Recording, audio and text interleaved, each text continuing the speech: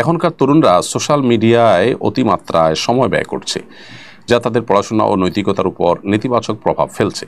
একজন অভিভাবক হিসাবে আমি কিভাবে তাদের সঠিক পথে পরিচালিত করতে পারি? অভিভাবক হিসাবে আমাদের নিজেদের মোবাইল ফোনের অতিরিক্ত ব্যবহার বন্ধ করতে হবে এবং নিজেরা বাচ্চাদেরকে প্রচুর পরিমাণ সময় দিতে হবে। মোবাইল ইত্যাদি থেকে দূরে থেকে তাদেরকে সময় দিলে ইনশাআল্লাহ তার একটা সুফল আমরা পাব। দ্বিতীয়ত, অভিভাবক হিসাবে আমরা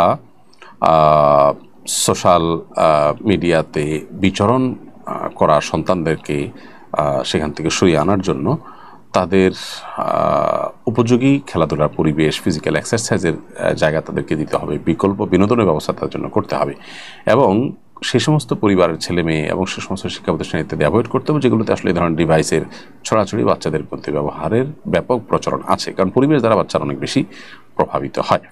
তারপরে আজকে চতুর্দিকে মানুষ যেভাবে আক্রান্ত এই রোগে, সেখানে আসলে শুধু কিছু পরিবারের সাথে মেশা বন্ধ করে দিলে সন্তানরা যে একেবারে নিরাপদ হিসেবে তা নয়, জন্য এক্সট্রা আরও বিভিন্ন রকমের অ্যাক্টিভিটিস চালাতে হবে।